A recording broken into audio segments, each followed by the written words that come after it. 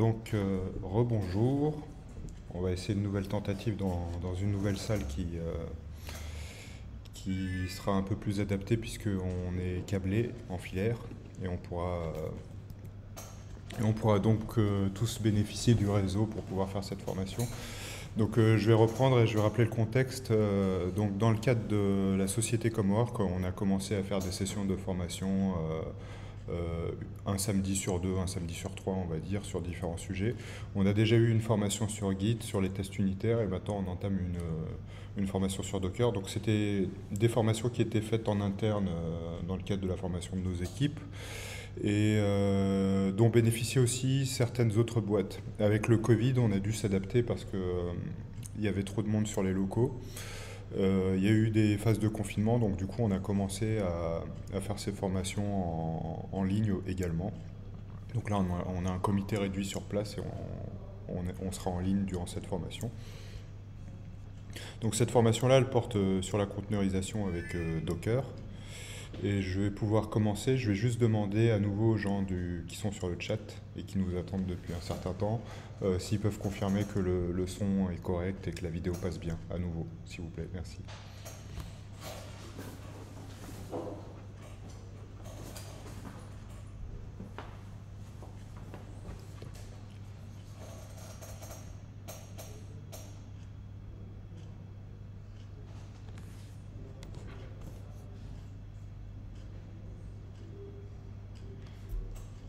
Alors, j'ai pas encore de confirmation des gens sur Twitch.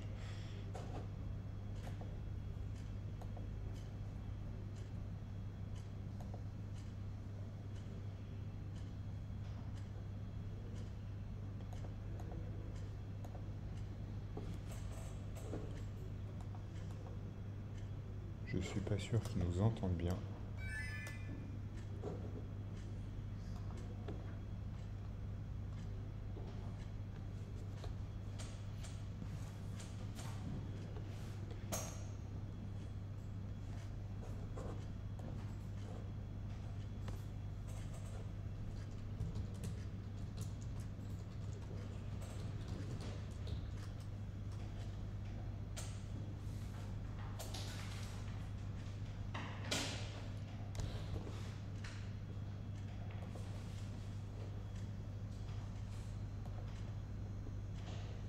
C'est un peu compliqué ce matin. Alors je vais vérifier le son parce que du coup ça se trouve on nous entend pas.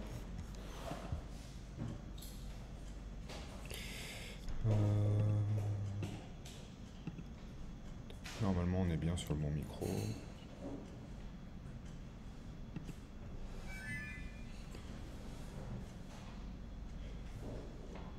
Nouvelle tentative. Est-ce que vous nous entendez bien, ceux qui sont en ligne sur Twitch? Personne?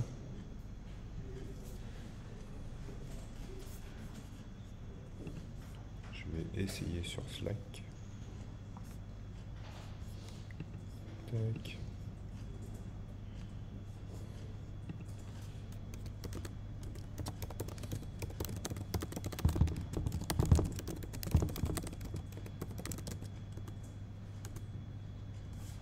Ok, ouais, ça met peut-être un peu de temps.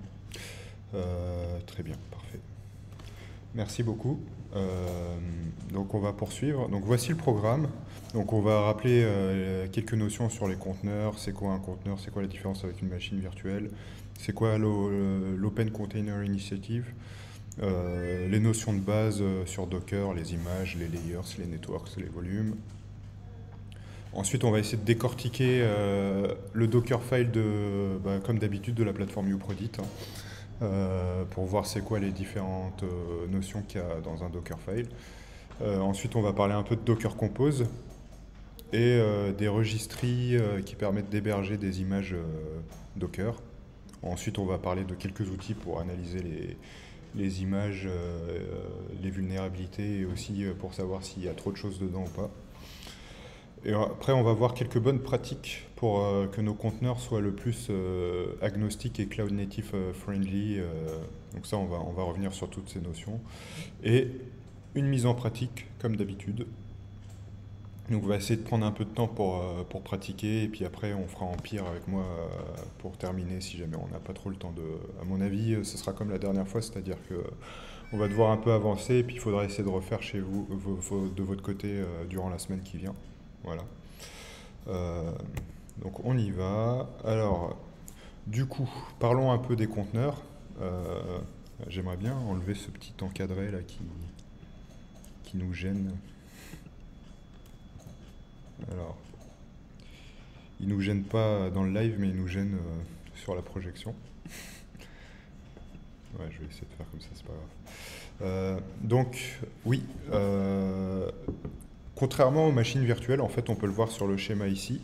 Les conteneurs, c'est une notion qui existe les conteneurs, c'est une notion qui existe depuis bien longtemps dans Linux, hein, et qui a été popularisée un peu plus récemment.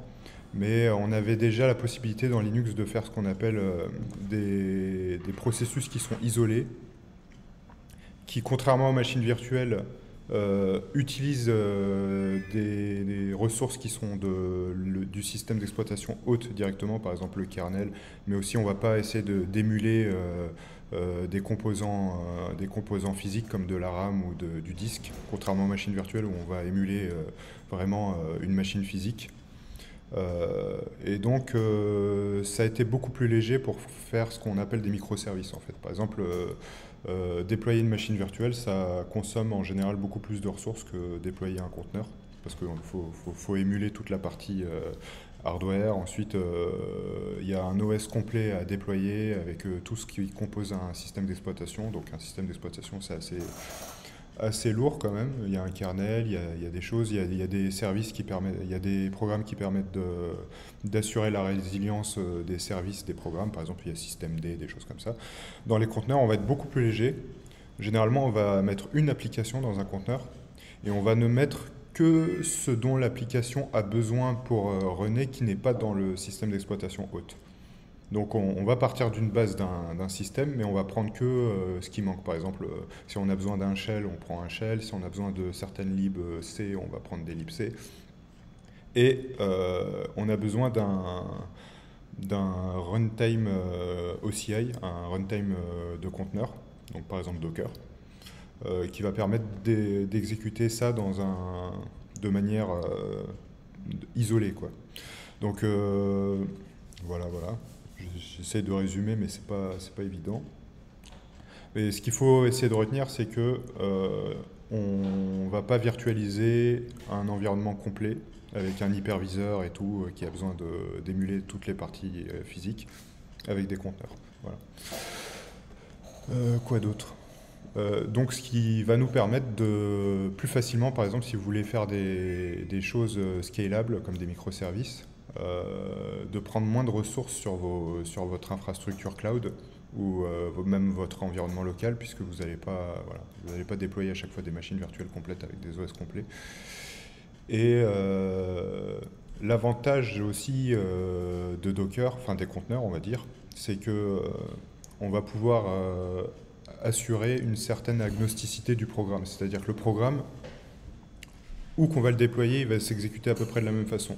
Donc on est à peu près sûr, par exemple, en local sur une machine de développeur, de reproduire ce qui va se passer sur le cloud quand on va héberger notre application. Ce qui n'est pas le cas quand on doit builder, on doit compiler la solution en local, on la recompile sur le cloud, on n'est pas sûr qu'on est sur le même système d'exploitation, on n'est pas sûr qu'on est dans les mêmes conditions. Avec Docker, c'est un peu moins vrai. Il y aura toujours quelques problèmes de ce genre, mais on va les limiter beaucoup avec Docker. Et qu'est-ce que je peux dire d'autre? Au niveau de l'histoire, oui, pour le petit historique, donc ça a été créé par un franco-américain en France à la base, Docker. Donc il avait une solution de type Platform as a Service pour héberger des applications. Donc c'était un petit hébergeur en France à la base. Et il avait fait cette solution-là justement pour faciliter le déploiement et la scalabilité de ces solutions. Et ça a très vite pas mal intéressé justement les développeurs qui étaient très intéressés de pouvoir avoir ce qu'on appelle des images toutes prêtes. Donc la technologie Docker, ce qu'elle permettait de faire en plus par rapport aux conteneurs de base, c'était de fabriquer des images de conteneurs qu'on pouvait ensuite instancier sous forme de conteneurs autant qu'on veut, dans les mêmes conditions où qu'on soit. avec un fichier de description qui revient à faire un peu du code quoi, pour décrire une image. En fait, il y avait juste un script à remplir qui s'appelle le Dockerfile. Et ça a tout de suite intéressé les développeurs parce que du coup, on pouvait faire du versionning sur Git, des choses comme ça. Et donc, du coup, ça a permis d'un peu mieux préparer comment nos services ils vont tourner sur les plateformes. Et ça permet d'échanger aussi entre développeurs directement les images, etc. etc. Voilà. Donc ensuite, après Docker, Docker a été open sourcé vers 2013. Et il y a une boîte Docker qui a été montée aux États-Unis, toujours par Solomon Hykes, qui est le fondateur initial de Docker, qui repose sur la technologie des conteneurs LXC sur Linux. Avec ça. Et du fait que ce soit open source, en fait, il y a eu plusieurs technologies similaires qui ont commencé à apparaître un peu partout. On avait du Rocket, on avait du Cryo, voilà, j'en ai listé quelques-uns. Et ce qui s'est passé, c'est que il y a une fondation qui s'appelle OCI, Open Container Initiative, qui permet de standardiser un peu comment sont faits les conteneurs pour que ça soit compatible d'un runtime à l'autre. Donc par exemple, si aujourd'hui vous fabriquez des images avec Docker, vous les buildez avec Docker, vous avez à peu près l'assurance que si vous prenez un autre runtime qui se dit compatible OCI, et ben vous êtes sûr que votre image qui a été construite avec le Docker marchera dessus. Et inversement, Docker va pouvoir runner des images qui ont été buildées avec du Canico ou du Builda, ou etc., etc. Donc après, les principales, les plus populaires aujourd'hui, je les ai citées. Donc en termes de runtime, on a ContainerD, Docker, Podman, Cryo. Cryo, c'est la version de Red Hat qui vous met dans une plateforme qui s'appelle OpenShift, qui est on va dire la distribution Red Hat de Kubernetes avec des outils graphiques autour pour manager ces clusters. On reparlera de Kubernetes un peu plus tard dans une autre formation, mais on y reviendra. Et de même, on a aussi d'autres exécutables qui permettent de construire des images à partir des Dockerfiles. Et par exemple, on a BuildKit, Builda, Canico, etc. Canico, c'est celui de Google, Builda, c'est celui de Red Hat aussi. Je pense que c'est Red Hat qui a créé Builda. Et BuildKit, c'est aussi la société Docker qui le maintient. Et en fait, Docker, ce qu'il faut voir, c'est que c'est devenu une plateforme de dev complète. C'est-à-dire à la fois, elle permet de construire des conteneurs, à la fois, elle permet de runner des conteneurs, à la fois, elle permet de construire des conteneurs avec différents moteurs de construction. C'est-à-dire qu'avec une variable, vous pouvez invoquer BuildKit. Et du coup, ce qui fait que c'est aujourd'hui, Docker est un peu trop gros parfois. Par exemple, quand on fait de la CI/CD et qu'on veut faire du Git, on veut mettre ces Dockerfiles sur Git. On n'a pas besoin de tout ce qu'embarque Docker, par exemple. On ne va pas les runner, les conteneurs. On va juste les construire et les pousser sur un repo qui s'appelle une registry. Et donc, souvent, il y a plus léger que Docker pour ça. Par exemple, il y a Canico. Après, il y a d'autres bugs et inconvénients sur Canico que je vais pas forcément rentrer dans le détail ici, mais par exemple, il gère pas bien le cache, Canico, pour moi. Mais il est beaucoup plus léger, c'est un exécutable en Go que vous pouvez directement télécharger et construire votre image telle qu'elle. BuildKit, il permet aussi d'être utilisé en daemonless. Moi, c'est celui que je préfère personnellement. Donc ça veut dire que daemonless, ça veut dire qu'on n'a pas le démon derrière qui permet de construire les images. Ce qui aujourd'hui est un peu lourd, par exemple, avec Docker et BuildKit par défaut. C'est que ça demande un démon.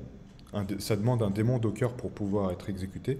Et donc, quand votre CI/CD est déjà dans des conteneurs, vous êtes obligé de faire ce qu'on appelle du dinde, du Docker in Docker pour que ça marche. Et donc ça, c'est un peu lourd. C'est un peu lourd à mettre en place. Donc c'est pour ça qu'on cherche généralement des solutions les plus légères. Et aujourd'hui, clairement, en termes de plus légère, c'est Canico qui remporte le combat, on va dire. Par contre, en termes de temps d'exécution pour construire une image, de réutilisation des caches, il est assez lent, Canico. Donc moi, personnellement, je préfère BuildKit.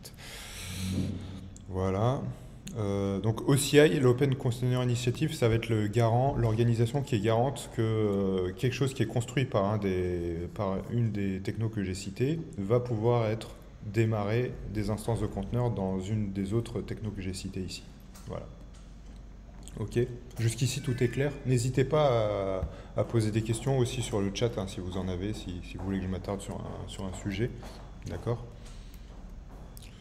Donc on va passer à la suite. Donc on va rentrer un peu on va rappeler les notions de base de Docker, hein, les images. Donc contrairement, voilà, un conteneur c'est un processus qu'on va essayer d'encapsuler dans un espèce d'environnement étanche qui va réutiliser des choses du système d'exploitation. Une image, c'est une description de ce que va être le conteneur à sa création. C'est comme une image ISO d'un système d'exploitation, mais qui va permettre de créer plusieurs conteneurs qui correspondent à la même chose. Et avec Docker, en fait, on les écrit dans ce qu'on appelle un Dockerfile. Et en fait, ça a été normalisé dans tous les autres technos, c'est-à-dire que le Dockerfile, il est compatible avec toutes les autres technos que j'ai citées tout à l'heure. Donc une image, elle est identifiée, comme je vous l'ai montré, par un nom et par un tag. Donc ici, je vous ai mis une capture d'écran, par exemple, des images que j'ai sur ma machine, où on voit très bien que voilà, il y a un ID, il y a un tag et il y a un nom qui correspond à voilà, le nom qu'on a donné, avec la registrie sur laquelle on va le publier, etc., etc. On voit la taille et voilà. Donc en fait, une image, elle contient déjà un certain nombre de choses que le conteneur ne va pas avoir besoin de retélécharger. Par exemple, dans une image, vous dites bah, j'ai besoin de telle librairie, j'ai besoin de PHP, j'ai besoin de machin. Donc tout ça, vous l'avez déjà dans l'image. Et quand on va créer le conteneur, en fait, il va télécharger l'image s'il ne l'a pas en local. Il va essayer de la télécharger de la registrie qui est indiquée, avec tout ce qu'il a besoin juste pour démarrer. Et généralement, on essaye de faire un maximum de choses à la construction de l'image pour qu'au démarrage, on ait un temps de démarrage le plus rapide possible, qu'il n'ait pas à télécharger de dépendance, qu'il n'ait pas de compilation à faire, etc. Tout ça, on essaye de le faire au build. Ensuite, l'image, elle est composée de ce qu'on appelle des layers, donc des couches. Et ce que fait Docker, ce qu'apporte Docker aussi par rapport à ce qu'on pouvait faire avant avec les conteneurs, c'est de mutualiser les layers. Par exemple, entre plusieurs images, vous avez des choses qui sont communes. Par exemple, si vous partez de la même base de système d'exploitation, vous dérivez par exemple d'une image Alpine qui contient une librairie, etc. Et ben, vous n'allez pas sur votre disque télécharger ces layers-là plusieurs fois pour plusieurs images. Vous avez peut-être plusieurs images qui vont dériver de cette image-là. Ils seront réutilisés en commun. Donc c'est pour ça que quand on télécharge, donc dans l'écran d'après, quand on télécharge une image, on voit dans les logs le téléchargement ici de plusieurs layers. Et certains layers, si vous disent, par exemple ici on a un exemple, ils disent already exists. Voilà.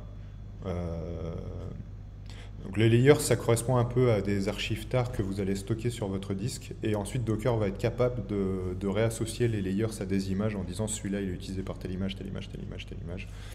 Et on a une API dans Docker, donc avec la CLI on l'invoque, qui vous disent qu'est-ce que c'est que ça? Qui vous disent voici tous les layers qui composent ton image. Voilà. Jusqu'ici, c'est clair? Ouais. Ouais. Exactement. Exactement, c'est ce qu'on voit ici, juste en dessous là. Tu vois le premier layer, s'il te dit il existe déjà en local, donc il ne le retélécharge pas. Le deuxième, il est en train de le télécharger. Voilà. Donc très souvent, les layers qui sont déjà là, c'est des layers qui viennent du from. Par exemple, dans votre Dockerfile, vous avez un from, je dérive de Alpine ou de machin. Si vous avez déjà téléchargé, si vous avez déjà d'autres images qui dérivent de cette image-là, vous n'allez pas retélécharger ces layers-là si vous les avez en local. Donc ça, c'est un peu la force de cette techno-là, c'est que il ne va télécharger que ce qui n'était pas déjà présent sur votre machine, et il va être capable de réassocier des choses en commun. Et il y a aussi une autre chose qu'on va voir, c'est ce qu'on appelle le, le multi-stage build dans lequel vous pouvez récupérer des stages d'une build à l'autre. En fait, ça revient à récupérer des layers d'un conteneur à l'autre directement. Donc à la fois, on va mutualiser des layers avec l'héritage, avec le from, et à la fois, on va être capable de dire aussi, mais mon image que je suis en train de construire, prends-moi ce layers-là que tu avais déjà dans l'autre image. Et ça, c'est le build multistage qui est justement est très pratique, par exemple, pour essayer d'avoir les images les plus légères possibles. On va y revenir juste après. On a aussi ce qu'on appelle les networks dans Docker. Donc voilà, dans Docker, vous allez émuler un réseau complet où les conteneurs vont pouvoir se voir les uns les autres. Vous allez pouvoir les isoler. Par exemple, vous allez pouvoir faire plusieurs réseaux en disant le conteneur A, il accède au conteneur B parce qu'ils sont dans le même réseau. Le conteneur C. Par défaut, il y a un réseau bridge que Docker crée, donc tous les conteneurs peuvent être visibles.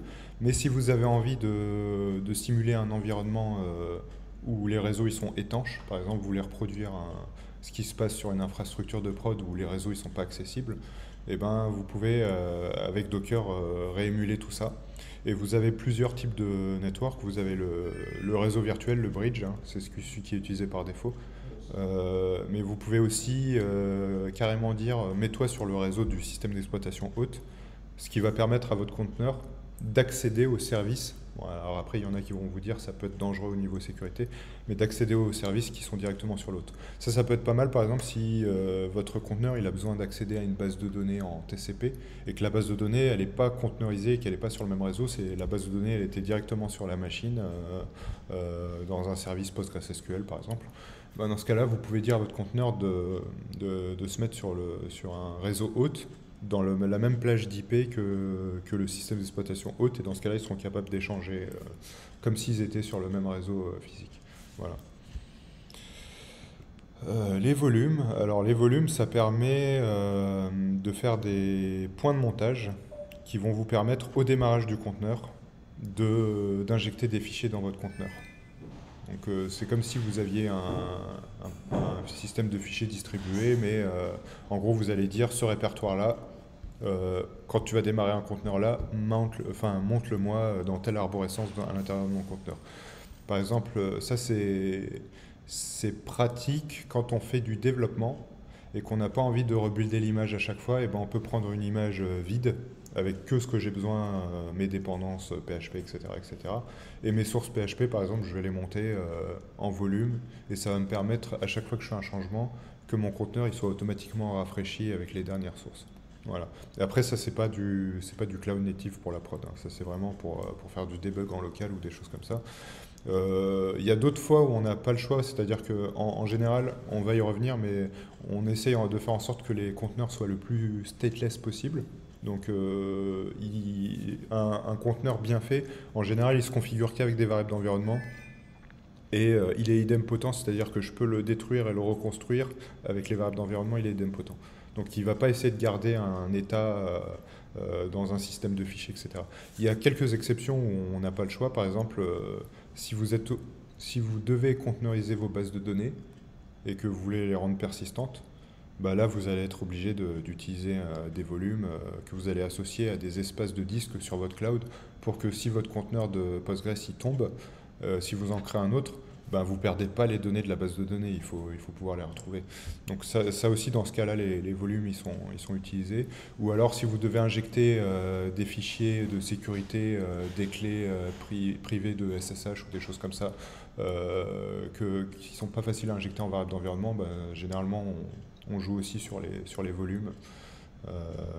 On reviendra, ça sera un peu plus clair quand on fera du Kubernetes dans une autre formation aussi, de voir pourquoi dans les conteneurs on a des volumes et qu'est-ce qu'on en fait avec Kubernetes, avec les persistants de volume, les config maps et les choses comme ça, quoi.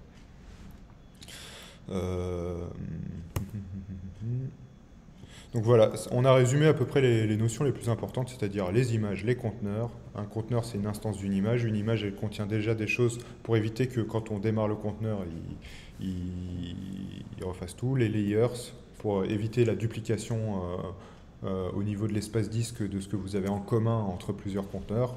Les networks, les volumes. Voilà.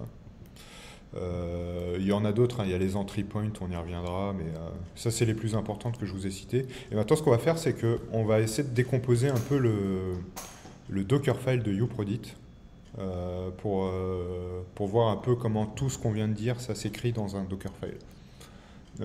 Donc pour rappel, hein, uProdit, il est composé de 3 applications principalement. Dans le Dockerfile, j'ai pas mis les bases de données parce que les bases de données elles sont hébergées ailleurs dans des services managés ou dans des choses comme ça. On a Postgres et Elasticsearch.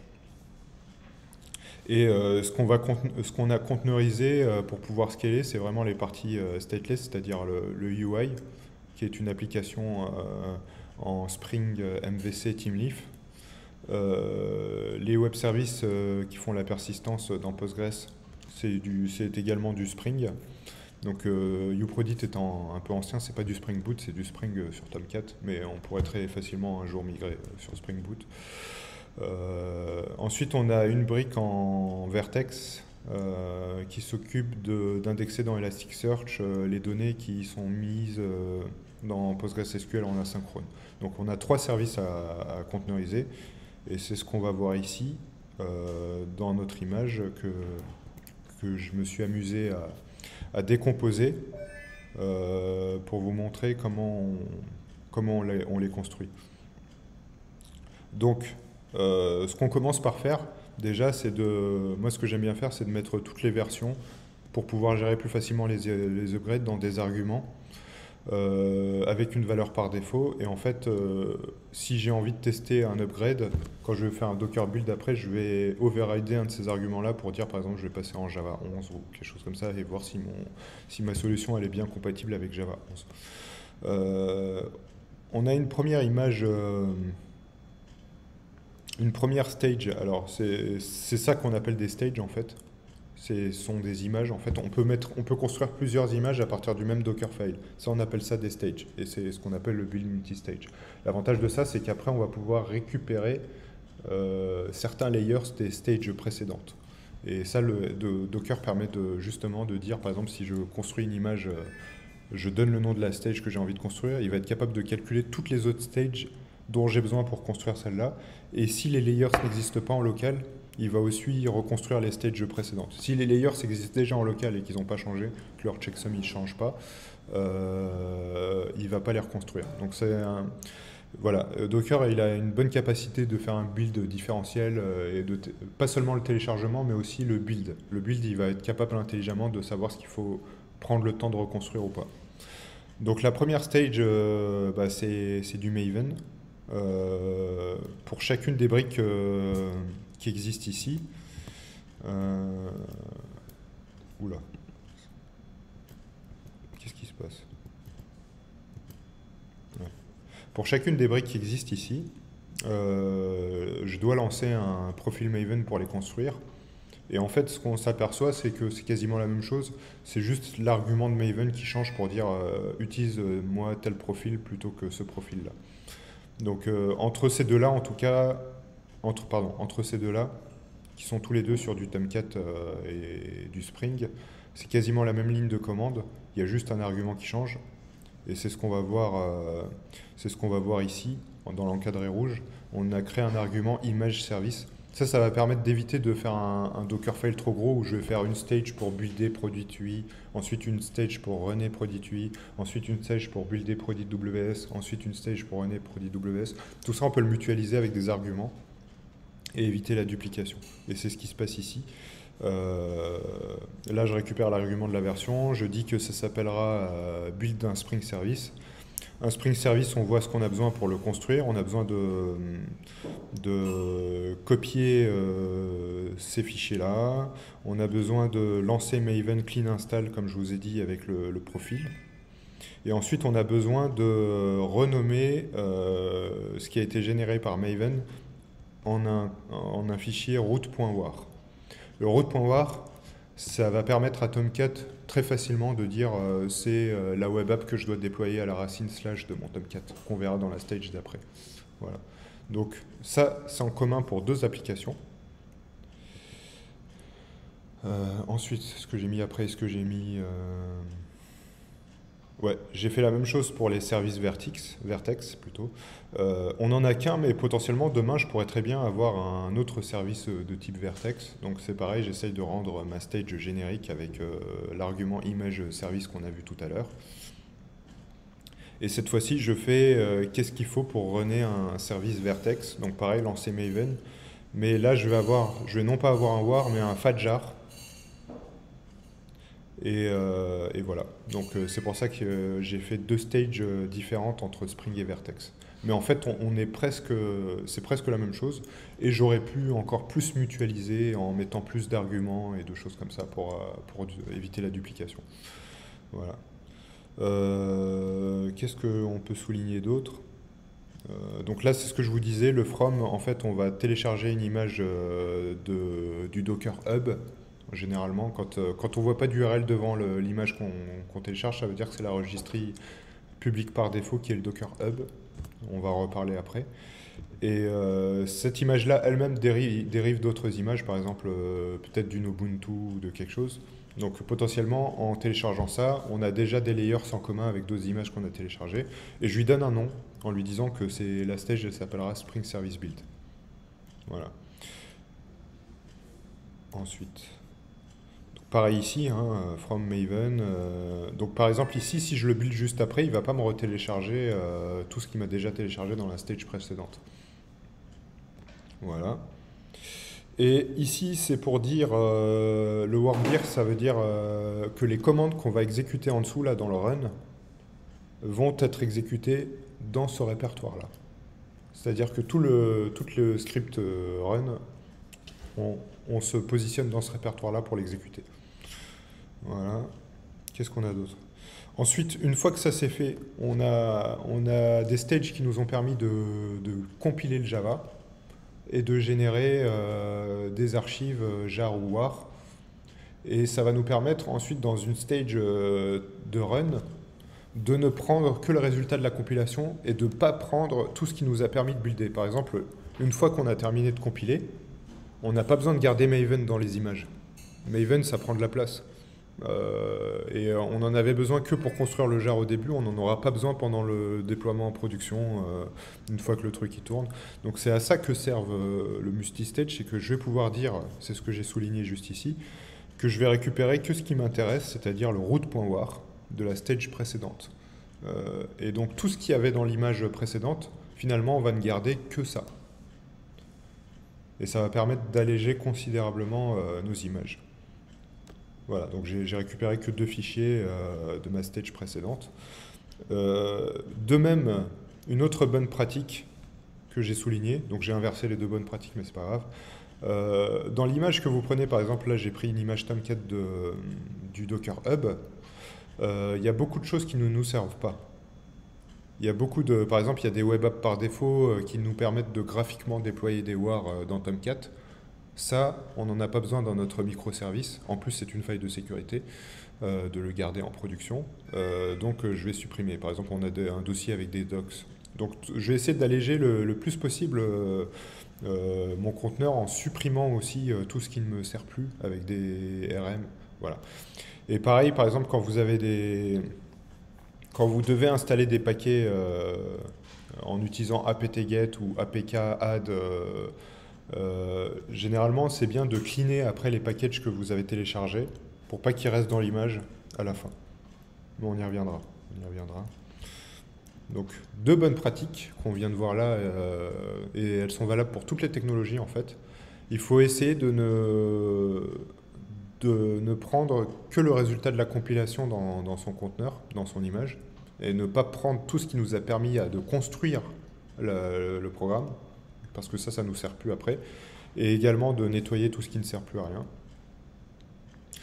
Et ensuite, on a pareil pour Vertex, la même chose, ici je récupère le vertexfat.jar, mais du coup, on va perdre tout ce qui est Maven et tout ça, ça va être perdu dans l'autre stage que finalement, qu'on va pas uploader. Parce qu'à la fin, ce qu'on va mettre sur le registry, c'est la dernière stage avec ce qu'elle a récupéré des autres stages, mais toutes les autres stages, ce qui n'a pas été récupéré, ça part à la poubelle. Enfin, ça reste en local sur votre machine ou sur votre runner, mais finalement on n'en aura pas dans les compositions. On a l'instruction expose pour dire que ce qu'on va pouvoir exposer à l'extérieur, c'est le port 80. En fait, à l'intérieur du conteneur, vous pouvez binder n'importe quel port TCP, mais si vous voulez le rendre accessible à l'extérieur, c'est-à-dire du point de vue d'un autre conteneur, il faut utiliser expose. Et dans le réseau Docker dont j'ai parlé tout à l'heure, dans le bridge, en fait, vous pourrez appeler directement le port 80 de ce conteneur-là. Pareil pour celui-là, je reviens au précédent, c'est le port 8080 qui a été choisi. Voilà. Et puis la commande de démarrage, donc ça c'est automatiquement, dès qu'on va démarrer le conteneur, par défaut il va lancer cette commande. C'est surchargeable, mais par défaut il va faire un java-jar de ce qu'on a copié en disant que la config elle est là. Et voilà. Et pareil ici, ici il va utiliser l'entry point catalina.sh run. Donc ça c'est déjà ce qui est mis en place par Tomcat. Et dedans, il y a les commandes Java pour démarrer Tomcat avec les bonnes variables d'environnement et tout ce qui est un peu lourd dans Tomcat. Donc on ne s'embête pas de le refaire. La différence entre un entry point et une CMD, c'est que l'entry point va s'exécuter avant et vous pouvez compléter avec des commandes en argument. C'est-à-dire qu'il va exécuter l'entry point, mais dans l'entry point, ce qu'on met généralement dans le script, j'ai un exemple ici, je pense, mais je vais le remontrer plus en détail. À la fin d'un entry point, on met exec tous les arguments, ce qui va permettre en fait de garder une commande. C'est-à-dire, vous pouvez par exemple dire mon conteneur il va exécuter java-jar, mais je vais quand même mettre un entry point qui va vérifier si les droits sont bons. Enfin, vous pouvez faire un truc comme ça. Et c'est le cas dans l'image de Tomcat. Ils mettent un entry point pour qu'on puisse rajouter des arguments, par exemple des -d, je veux sizer la mémoire, etc. Enfin, etc. Je veux rajouter des choses. Voilà. Alors, qu'est-ce que j'ai ensuite? Donc là, on a décomposé le Dockerfile de uprodit, hein, il n'y a pas plus que ça. Il y a 4 stages, 2 stages de build, une pour les services en Spring, une pour les services de machin. Une de run, et pareil, vous noterez que les stages de run, j'en ai mis qu'une avec un argument aussi. Alors, c'est le même argument. En fait, j'ai pas besoin de l'argument parce que le root.war que je vais récupérer, c'est celui qui dépend de l'argument de la stage précédente. Et donc, ce qu'on va voir dans le Docker Compose, juste après, pour démarrer notre image, c'est par exemple le Prodit UI qu'on voit ici. Dans la partie build, alors où est-ce qu'elle est là? J'ai séparé le build et le run. Service, ouais, voilà, pardon. Vous voyez que je vais réutiliser la stage Spring Service, qui est générique, en lui disant mon image c'est WS. Et ici, je vais utiliser l'image Docker Service, Vertex Service, pardon, en disant que l'argument, l'image service, c'est SE. À partir de là, lui, il va automatiquement calculer que Spring Service, qu'on a vu ici,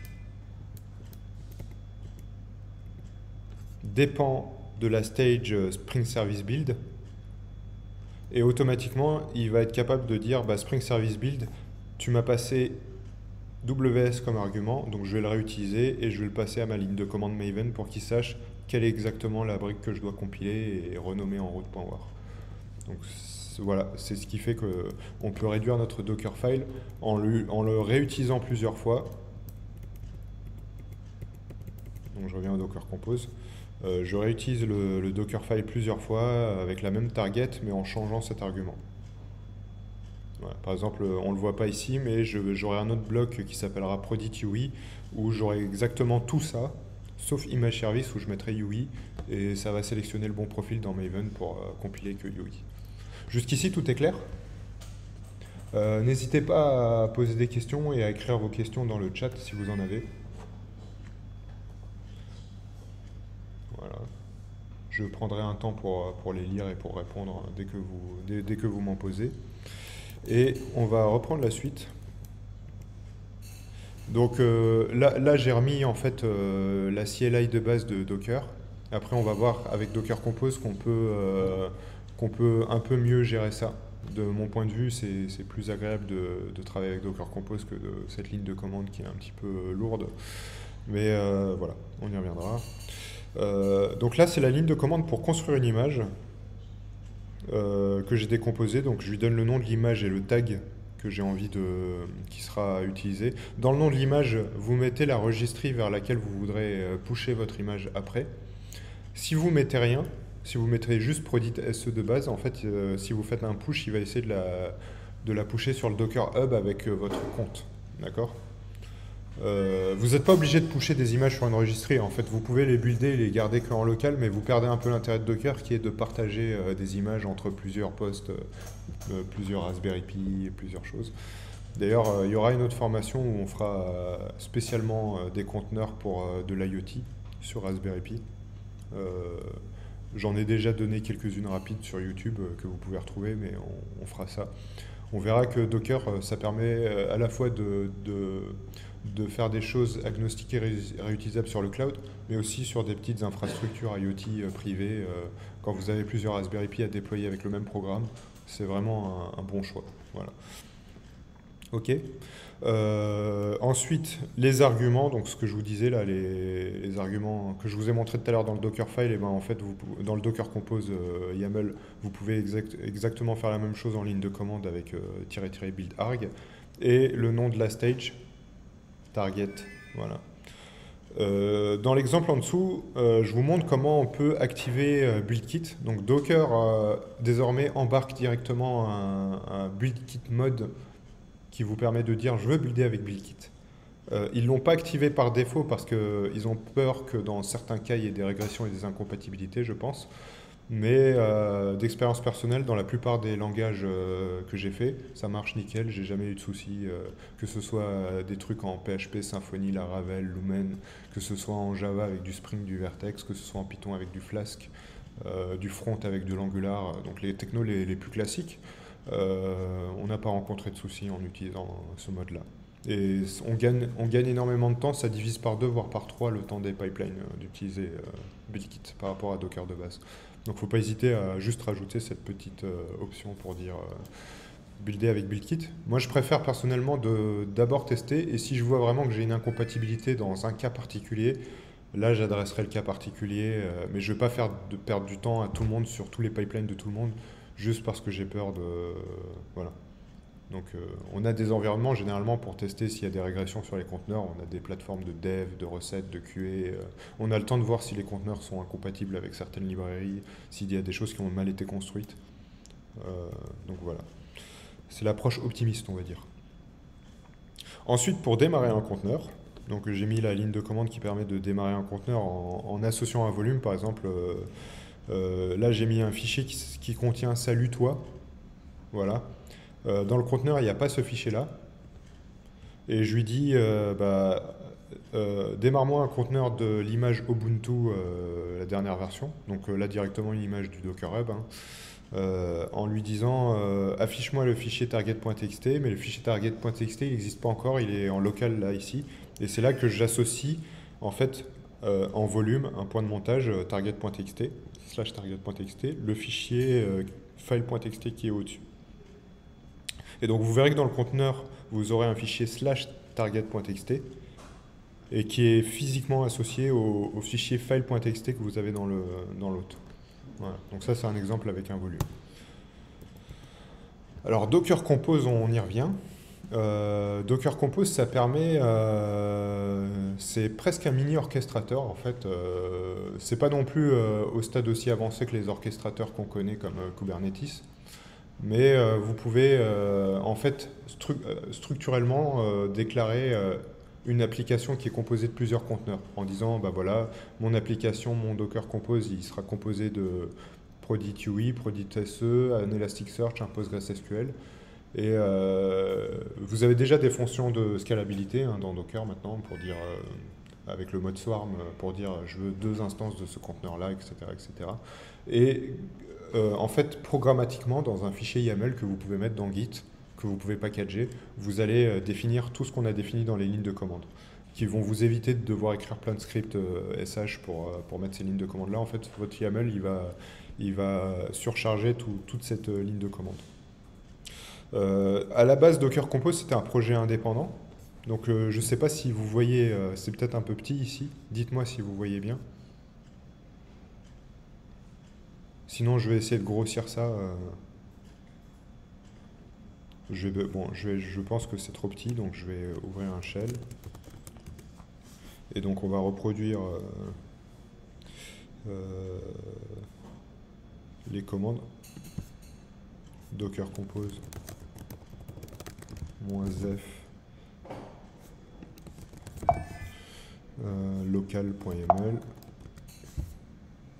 up se. Donc là, par exemple, je vais démarrer un conteneur avec le projet Docker Compose qui est un programme indépendant. Je ne sais pas si vous voyez bien mon écran. Je vais voir si je peux zoomer. Alors. Ouais. Donc c'est commande plus. Voilà. C'est peut-être un peu mieux comme ça.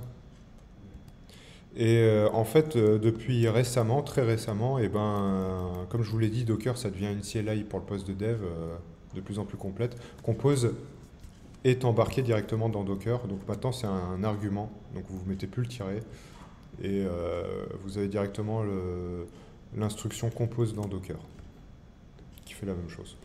Avant c'était un programme indépendant, maintenant ça fait partie du mode. Alors moi je suis sur macOS avec Docker Desktop. Je ne sais pas si sur Linux avec la version community de Docker, il y a tout. Peut-être que vous n'avez pas le compose comme ça, je ne sais pas, il faudrait revérifier. Mais en tout cas, de toute façon, l'autre il est toujours maintenu, vous pouvez toujours télécharger des Docker Compose indépendamment de Docker. Mais bon, moi je commence à utiliser sans le tirer parce que c'est directement dedans. Et avant, ce qui était un peu lourd, c'était que des fois vous aviez une version de Docker Compose qui était trop vieille par rapport à votre Docker ou inversement. Voilà. Donc là maintenant on n'a plus ce genre de problème d'alignement de version quand tout est dans le même programme, quoi. Ok. Donc on y revient au slide. Donc là, on en a déjà parlé tout à l'heure, hein. Là, on décrit comment on va builder des images avec Docker Compose. Donc c'est à peu près la même chose que la commande Docker build, mais décrite en YAML, où je vais dire, je vais construire une image WS à partir de ce Docker file là, avec cette target là, en passant tel argument. Voilà. Et après, j'ai juste à faire un Docker Compose build en indiquant le fichier de build. Ce qui est pas mal avec les fichiers YAML aussi, c'est que vous pouvez les templétiser et dynamiquement les construire.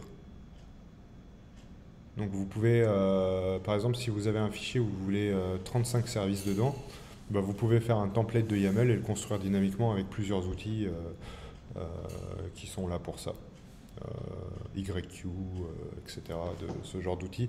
On verra dans la formation Kubernetes que les manifestes de Kubernetes en YAML, qui sont un peu les équivalents de ces fichiers-là, mais en plus complet, on peut les templétiser avec un outil qui s'appelle Helm.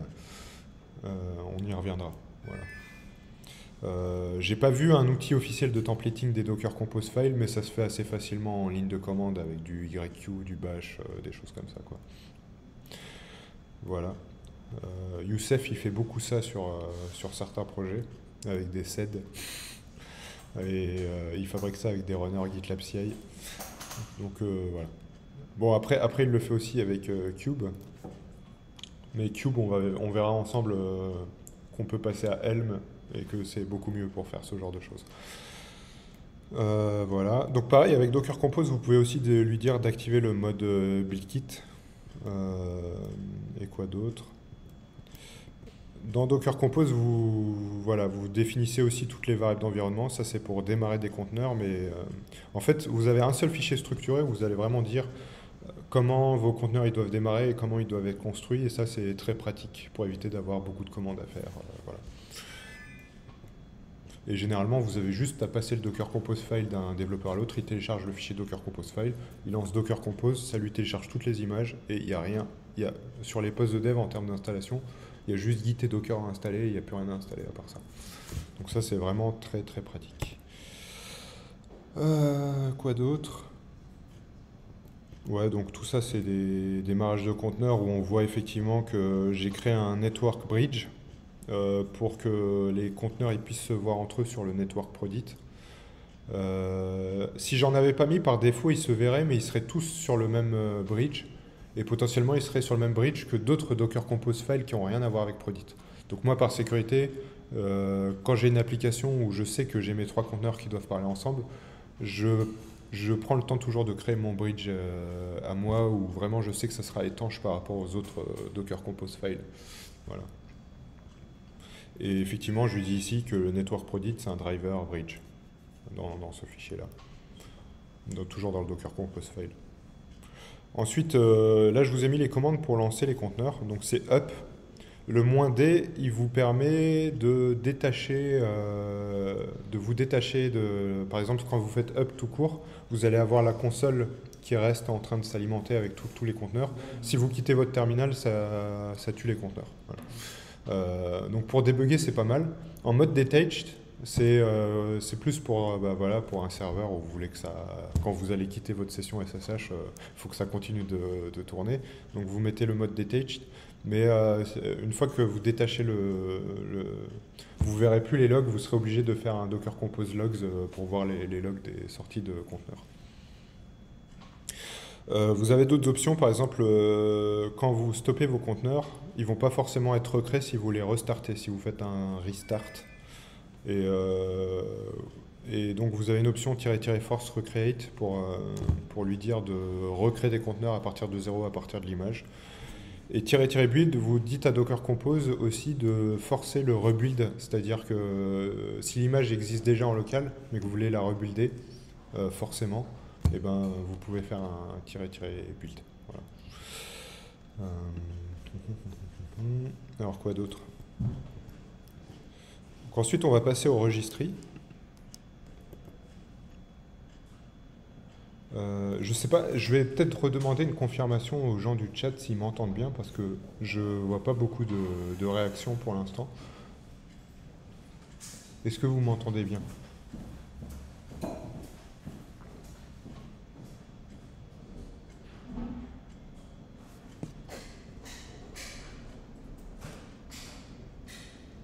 Sur la vidéo, ça a l'air bon, mais...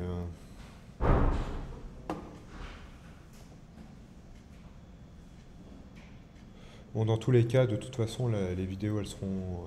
Oui, donc on m'entend bien. Dans tous les cas, les vidéos, elles seront toujours uploadées après coup, donc même ceux qui ont des problèmes de connexion, souvent on a en Tunisie, on a pas mal de soucis de connexion quand on est en 4G ou des choses comme ça. La vidéo, elle sera toujours accessible après coup sur YouTube, donc vous pourrez toujours la revoir à votre rythme après. Donc je vais reprendre. Donc là, oui, on a plusieurs personnes qui nous entendent bien, donc c'est parfait. Merci beaucoup pour le retour. Et donc je vais parler des registries.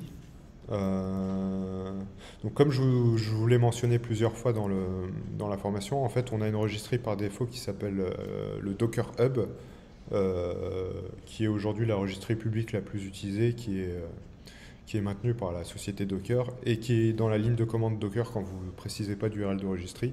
C'est sur celle-là qu'on va chercher.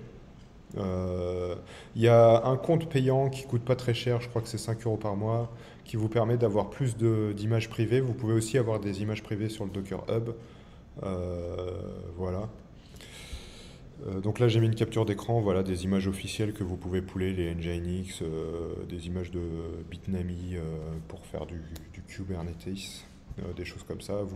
Vous avez quasiment toutes les images des systèmes d'exploitation de base, Alpine, Ubuntu, CentOS, qui sont dessus. On va faire un tour dessus peut-être pour, ce sera plus clair. hubdocker.com.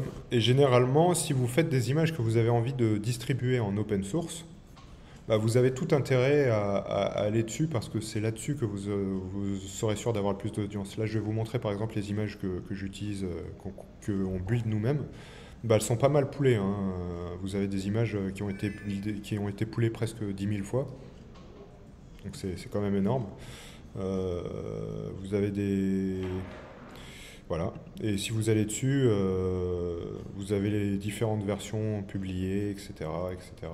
Vous pouvez voir le détail, vous pouvez rajouter de la documentation avec le README. Vous pouvez coupler ça avec un un repository GitHub aussi, directement. Mais moi, j'utilise pas trop GitHub personnellement. On utilise plutôt GitLab chez nous. Donc, c'est nous-mêmes qui faisons nos runners de build et qui pushons ensuite sur le Docker Hub ces images-là. Voilà. Donc, ça ressemble à ça. Et effectivement, vous avez un upgrade qui vous permet d'avoir, voilà, pour 5 $ par mois, vous avez la possibilité d'avoir un nombre illimité de repos privés, donc pour des images privées, c'est pas très cher. Vous pouvez lancer plus de builds parce que vous avez quand même des quotas de téléchargement et de push hein, en termes de réseau.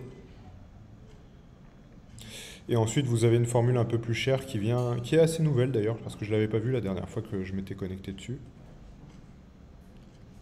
Vous avez des questions? Non, c'est bon.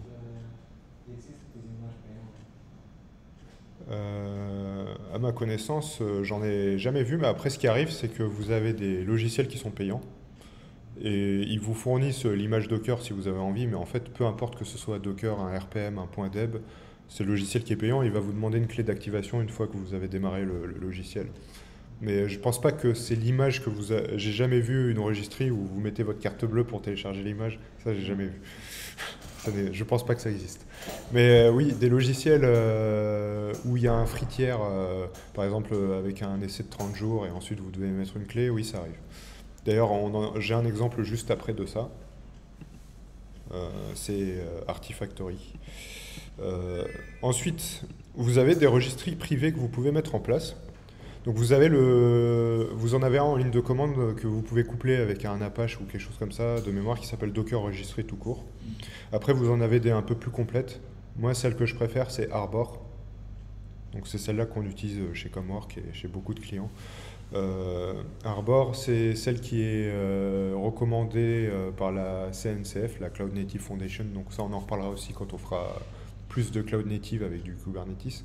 Elle permet à la fois d'héberger des images, des Helm charts, donc on parlait de Helm tout à l'heure, des templates de Helm, on peut aussi utiliser Arbor pour les stocker et les télécharger, les pouler, etc.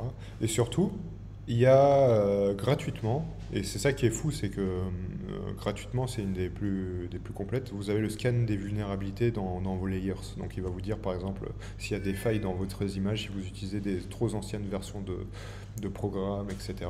Donc là, on le voit ici, on a 63 vulnérabilités de type low, donc ça veut dire pas très importante. On va aller faire un tour sur Arbor aussi de la même façon qu'on est allé sur Docker Hub. Arbor de chez nous là. Donc je me connecte. Et donc oui, par exemple j'ai les images de Prodit, Prodit UI. Et je vais en scanner une. Donc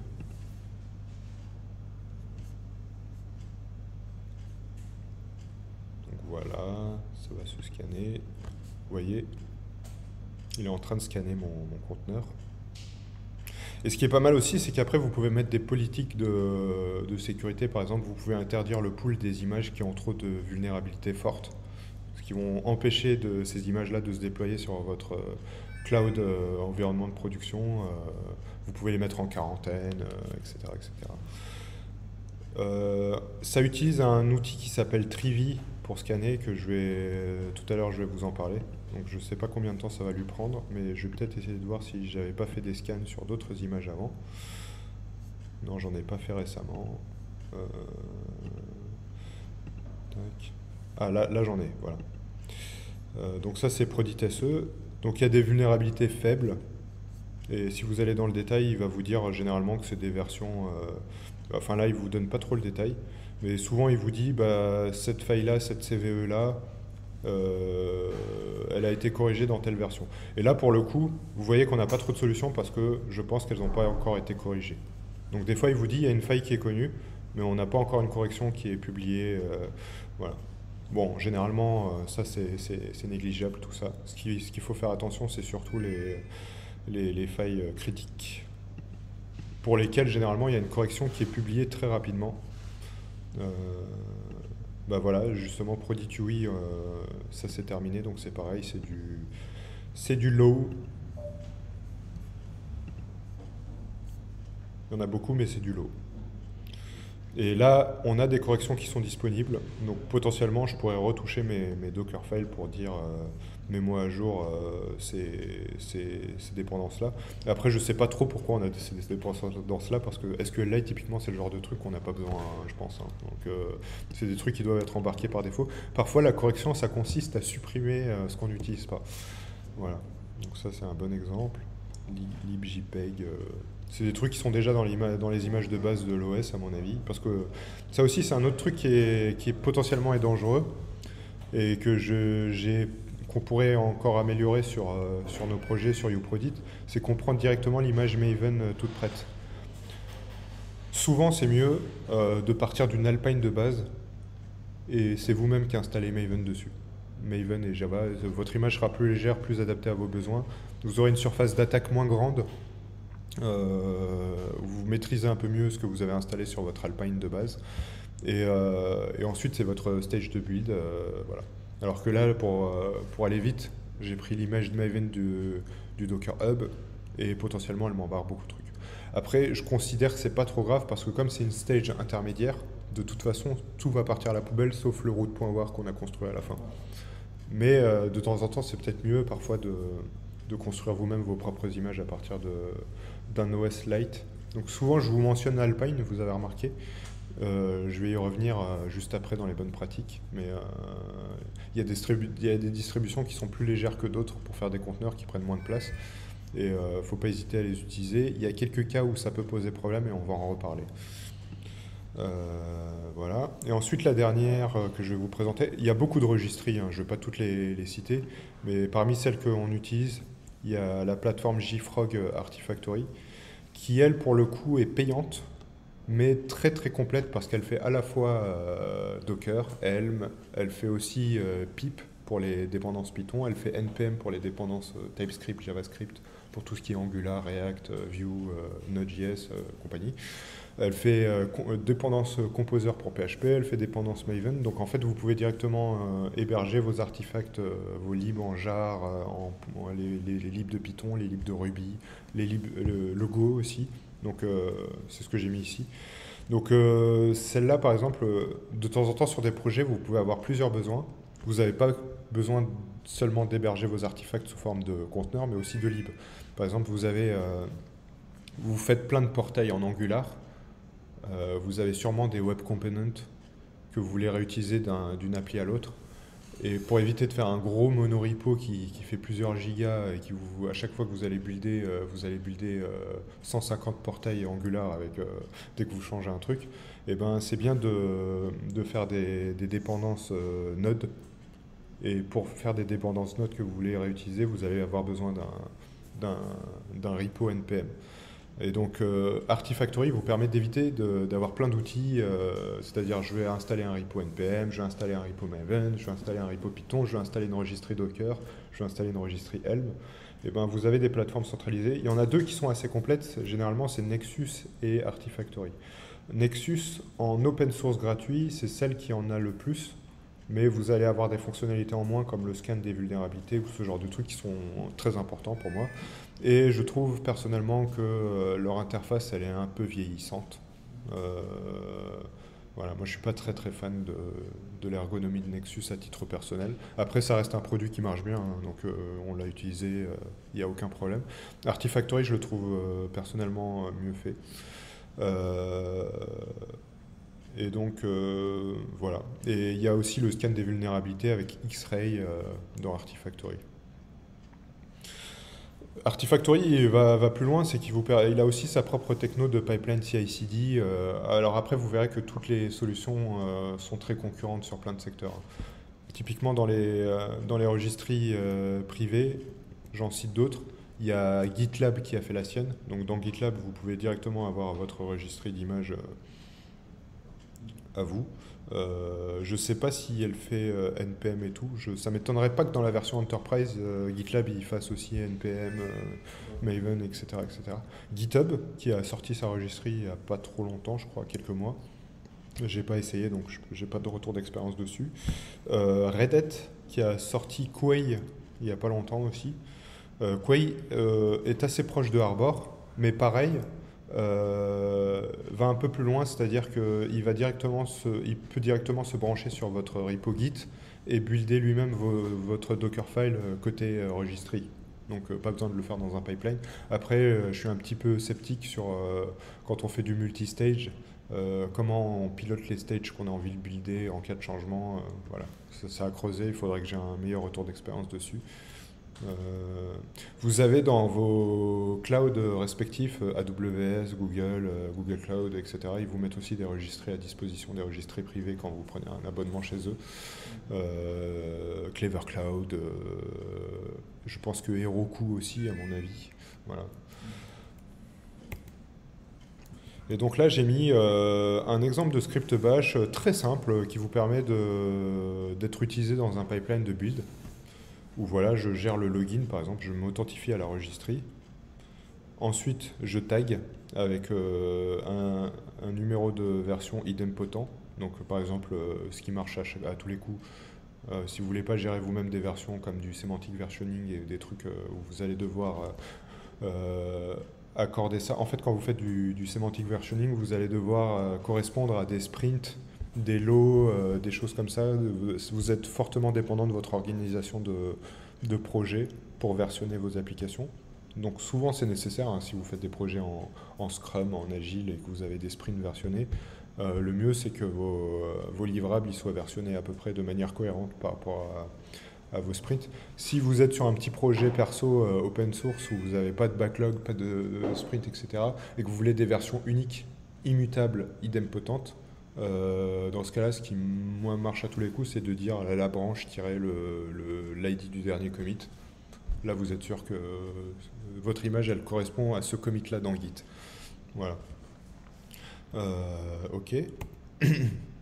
Ensuite, on a des outils qui sont vraiment pas mal pour inspecter un peu vos conteneurs et voir s'il y a encore des choses qui peuvent alléger. Le premier, c'est Dive. Donc j'ai mis le lien GitHub pour que vous puissiez l'installer chez vous. Dive va vous permettre, donc je vais faire une petite démo ici, Docker Image. Je vais regarder ce que j'ai dans mes images. Donc on va prendre par exemple cette image-là.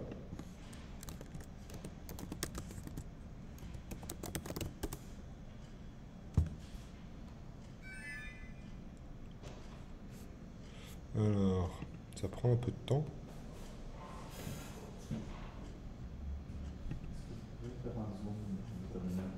Ouais. Je vais peut-être le faire, dans mon exemple ici, je l'avais fait avec l'ID de l'image. Donc je vais faire pareil.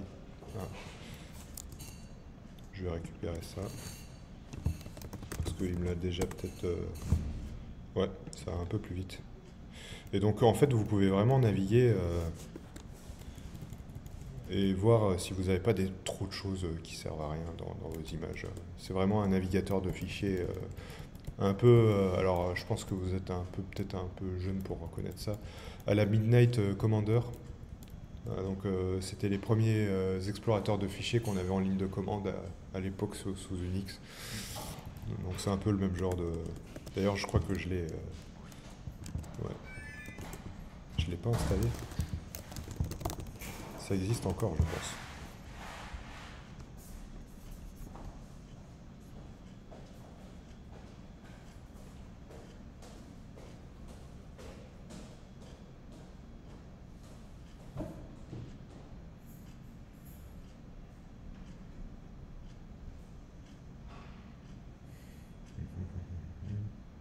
Ouais, Midnight Commander.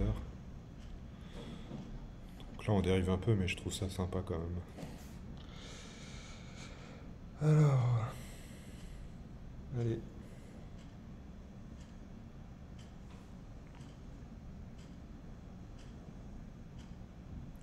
Vous voyez que sur Mac, on est quand même relativement proche de Linux. Hein. Quand même.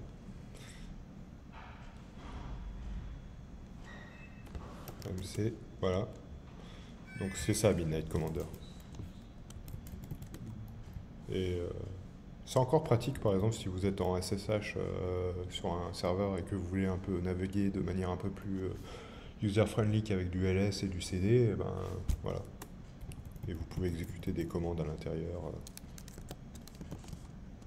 Voilà, tac, tac, tac. Hop.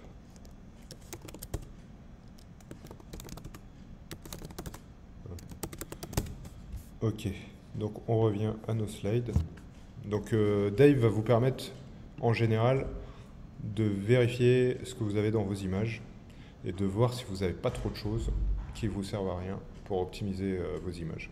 Donc visuellement, de pouvoir naviguer dans vos layers avec un outil vous permet de vous rendre compte un peu mieux de ce que vous embarquez, que quand vous écrivez le Dockerfile, vous n'imaginez pas parfois ce que vous allez embarquer dans vos images. Typiquement, quand vous faites un from d'une image du Docker Hub, vous ne savez pas ce qu'il y a dedans. Et ben, c'est ce genre d'outil qui va vous permettre de mieux appréhender ce que vous récupérez. Voilà. Quoi d'autre? L'autre outil que je voulais vous montrer, c'est Trivy. Et Trivy, c'est ce qui est utilisé par Arbor pour scanner les vulnérabilités. Mais des fois, c'est mieux de s'en rendre compte avant de pusher sur la registry. C'est-à-dire que la registry, vous avez déjà buildé, vous avez déjà pushé. Le développeur il est déjà parti, en fait, il a fini son travail. Et derrière, c'est le jour quand vous voulez upgrader la version de votre image en production, qu'elle est mise en quarantaine. Et en fait, il y a certaines vulnérabilités, vous n'avez pas le choix parce qu'elles sont découvertes après. Donc c'est pour ça que c'est important de l'avoir côté registry. Mais il y a certaines choses que vous pouvez vous rendre compte au moment où vous écrivez le Dockerfile. Peut-être que vous êtes en train de prendre des versions de logiciels qui sont trop vieilles et vous vous en rendez pas compte. Et c'est mieux, plus on se rend compte des problèmes tôt, mieux c'est en général. C'est comme les tests qui pètent, c'est mieux de s'en rendre compte en local avant de pusher que de s'en rendre compte une fois que le pipeline s'est terminé plus tard. Plus vous découvrez les problèmes tôt, mieux c'est. Et donc vous avez en ligne de commande pareil la possibilité, donc je vais encore copier. Je vais encore copier ça.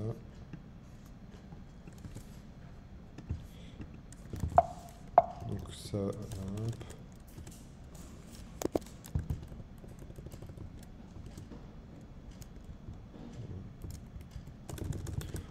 Voilà. Et donc là, il va me scanner les vulnérabilités de Trivy. Il va me faire un rapport bien formaté en ligne de commande qui est assez lisible. Il va me mettre un tableau bien en forme et tout.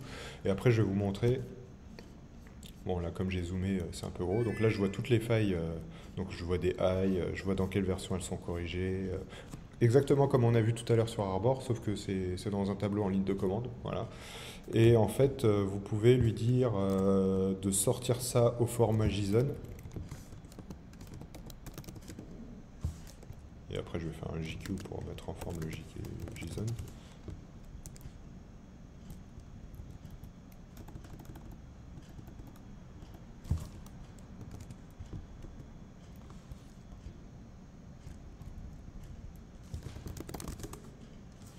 Alors, qu'est-ce que j'ai mal fait?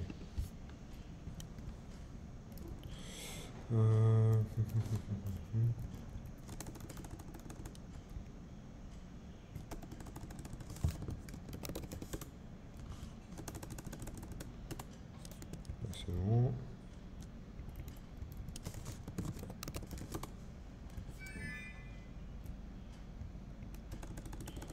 C'est pas ça, pardon.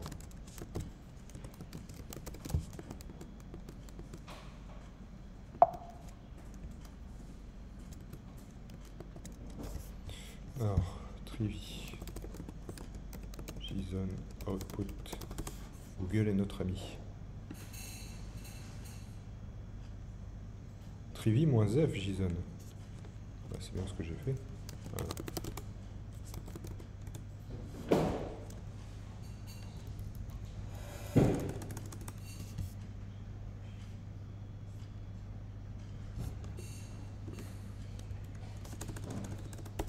Voilà, voici. Là, j'ai un JSON. Et donc, ça va vous permettre dans votre...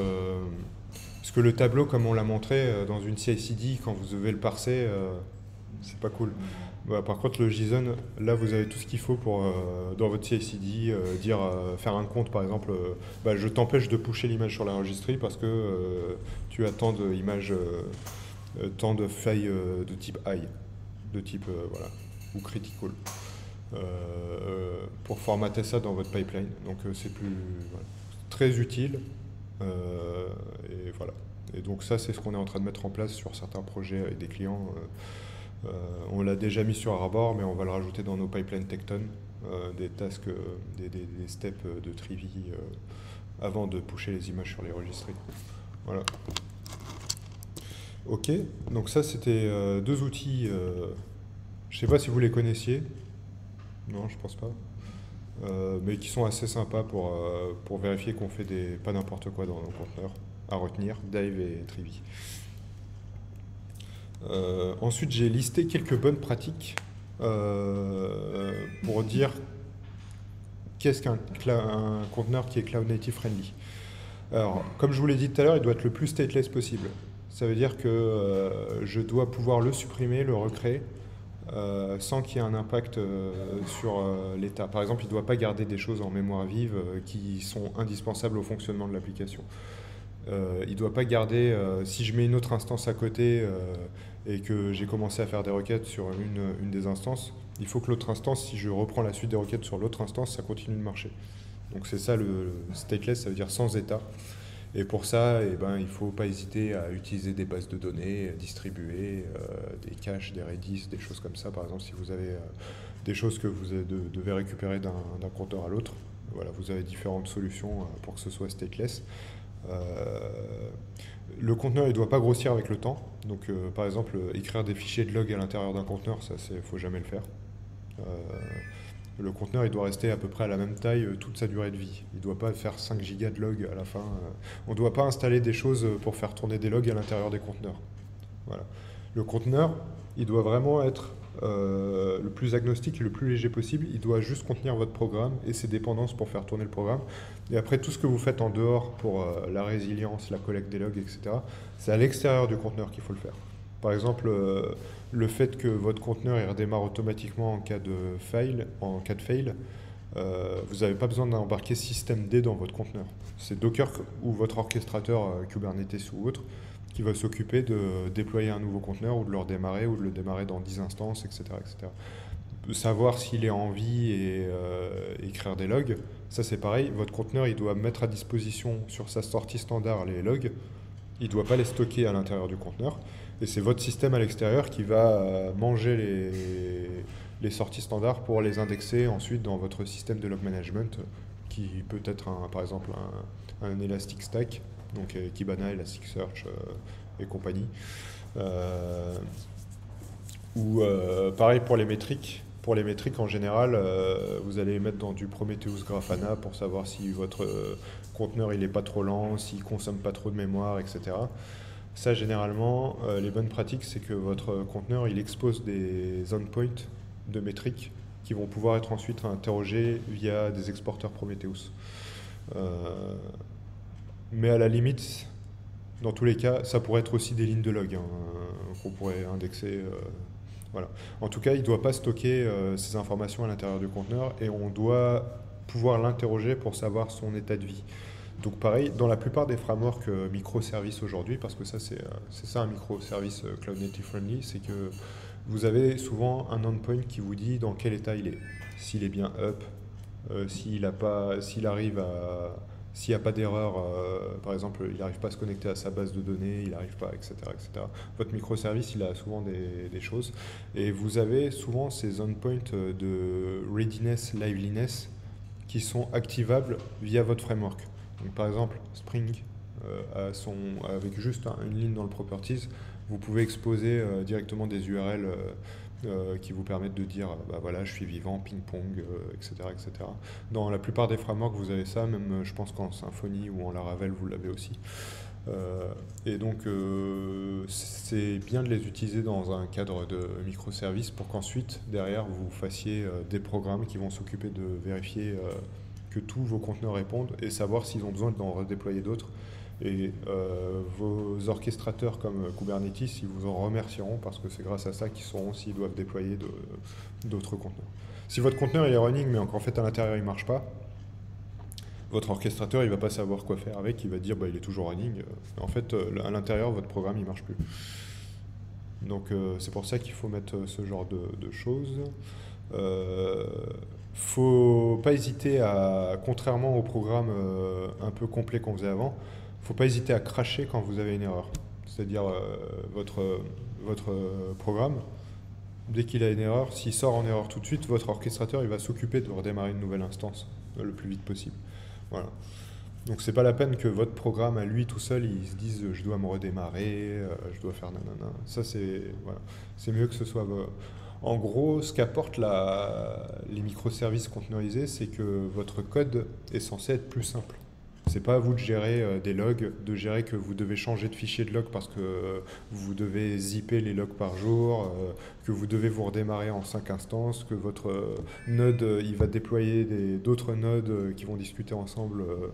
Non, ça généralement vous faites un truc simple et c'est votre orchestrateur qui s'occupe derrière de. Donc c'est pour ça que ce genre de technologie-là ont ouvert la voie à ce qu'on appelle ensuite le serverless. Donc je ne sais pas si vous avez entendu parler du serverless, mais les serverless, ça repose sur la notion de fonction, ce qu'on appelle des fonctions as a service, des FAS. Et en fait, sont simplement des conteneurs. C'est le niveau un peu plus au-dessus, où vous vous souciez même plus de comment vous les appelez. Parce que là, quand vous êtes en microservice, vous dites encore je suis une API REST, donc je dois appeler mon conteneur avec une API REST, avec du GraphQL, je dois envoyer un message dans une file, etc. Quand vous êtes dans une fonction, vous avez un truc un peu plus haut niveau où vous dites je veux appeler ma fonction F1 avec paramètre 1, paramètre 2. Voilà, exactement comme une fonction. Et derrière, vous ne vous souciez plus de comment elles sont invoquées, avec quel protocole en asynchrone, etc. Ça, c'est votre outil de FAS qui le fait. Et les outils FAS, il y en a plein. Le plus connu, c'est probablement AWS Lambda. Voilà. Mais ça, c'est un truc propriétaire où vous ne savez pas trop ce qui se passe derrière. Mais sur Kubernetes ou sur Docker, vous avez des moteurs de FAS déjà tout prêts. Notamment, vous avez OpenFAS qui se déploie sur Kubernetes, c'est des conteneurs. Hein. Et derrière, vous importez des fonctions directement. Et puis tout ça, ça s'exécute dès que vous avez un environnement basé sur Cube. Donc vous pouvez l'héberger n'importe où, hein, sur des Raspberry Pi, comme sur du GCP, comme sur du Scaleway, comme sur du... voilà. Et vous en avez même des légers qui ont juste besoin d'un runtime Docker pour tourner, notamment FASD, où c'est pareil, vous importez vos fonctions, il a juste besoin d'un Docker pour tourner.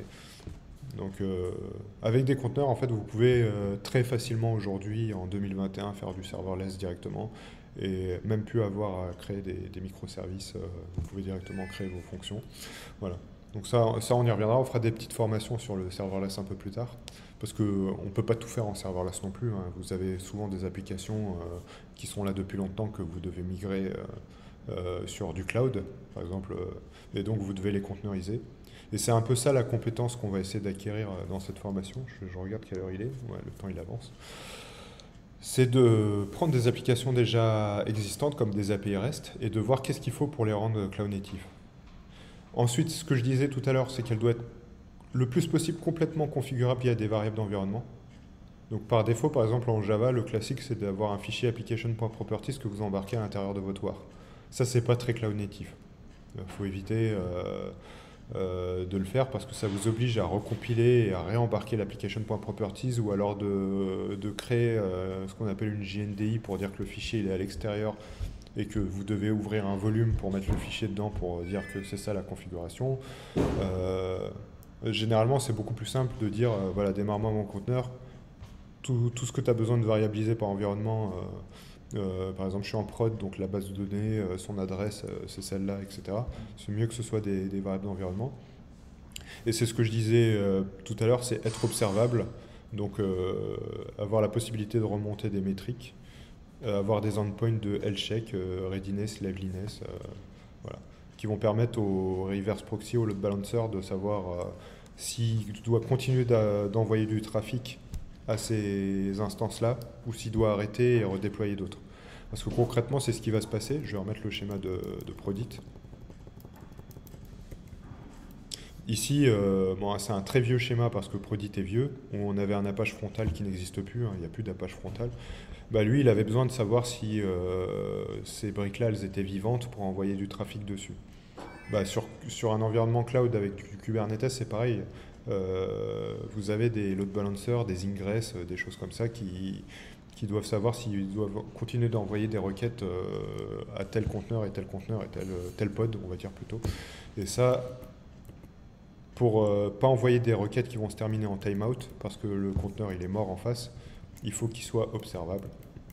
Et pour qu'il soit observable, c'est bien d'avoir des health checks, donc des endpoints qui vont vous dire si je suis vivant ou pas. Même sans framework, le truc le plus basique, c'est de faire une URL ping-pong. Donc ça, souvent, on le fait, une URL /ping qui vous répond pong, ça vous permet de vérifier que votre serveur Spring ou Tomcat, il est toujours up et que l'application Java, elle est toujours bien chargée dedans. Ok, donc passons à la suite. Là, j'ai mis des exemples, et justement, ça va vous servir dans la partie pratique, où j'ai une application Java Legacy, c'était le cas de Spring par exemple, et ça c'est le genre de travaux que j'ai fait faire à Mohamed Nejib et Khalifa, où justement mon application je veux la migrer sur un environnement cloud qui est basé sur des conteneurs. Donc la plupart des environnements cloud maintenant c'est ça, c'est j'envoie des conteneurs, que ce soit du Kubernetes ou pas. Très souvent vous envoyez vos conteneurs. Sur AWS, c'est pareil, hein, si vous allez sur ECS, vous envoyez des conteneurs, etc. Et donc, vous avez une vieille application qui avait un fichier properties, application.properties. Vous voulez la migrer sur le cloud, mais il faut que ça continue de marcher comme avant. C'est-à-dire qu'elle doit continuer d'être configurée avec l'application.properties parce que pendant un certain temps, ça va coexister dans l'ancienne infrastructure et la nouvelle infrastructure. Et donc là, on a le cas ici où on a créé une classe qui s'appelle Environment Properties Factory Bin, où je dis au framework Spring que ça sera ça le properties, pour éviter de changer tout le code. En fait, dans le code, on va continuer de manipuler un fichier properties avec les $add value, je vais chercher mon properties, etc. etc.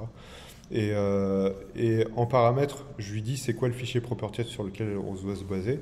Et ensuite, on a implémenté cette classe, donc je vous ai mis le code ici, où très simplement, on implémente une interface standard de Spring qui s'appelle Property Factory Bin, et où à l'intérieur, on fait du code pour dire je vais parcourir tout mon fichier properties, je vais prendre toutes les clés de toutes mes properties, et je vais vérifier s'il n'y a pas des variables d'environnement qui ont le même nom, ou qui ont le même nom avec des underscores à la place des points.